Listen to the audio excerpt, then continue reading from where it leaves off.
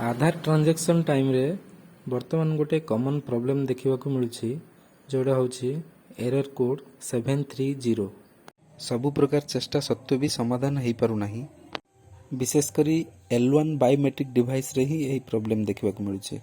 एही एरर उपरे बहुत वीडियो यूट्यूब रे अवेलेबल अछि ऑलरेडी। समस्ते अलग अलग कथा कहउचंती। किए कहउचंती आरडी सर्विस आउ थरे इंस्टॉल करिया पई, किए कहउचंती आरडी सर्विस रिस्टार्ट करिया पई, किए कहउचंती आरडी सर्विस रो कस्टमर केयर रे कॉल करी सॉल्यूशन मागिबा पई, किए कहउचंती आरडी सर्विस रो हेल्प डेस्क रे मेल सपोर्ट रे मेल करिया पई। आपण भी ऑलरेडी ट्राई करि सारथिबे किंतु प्रॉब्लम सॉल्व हो नै। एक्चुअली आरडी L1 रो सर्वर इशू पई डिवाइस रो स्कैनिंग कैपेसिटी वर्तमान कमी जाइछि।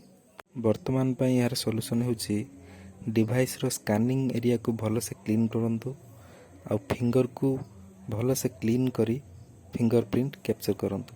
मु गोटे एग्जांपल सहित आपन को देखि दोछि। देखंतु एबे मु कस्टमर रो फिंगरप्रिंट कैप्चर करूछि आ मते सेम एरर देखिबा को मिलछि।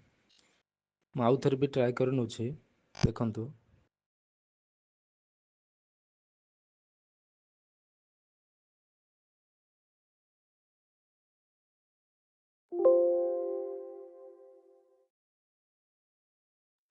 पुणी सेम 730 एरर।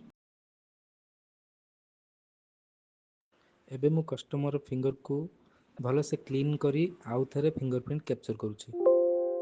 एबे देखि पारथबे फिंगरप्रिंट कैप्चर्ड सक्सेसफुली।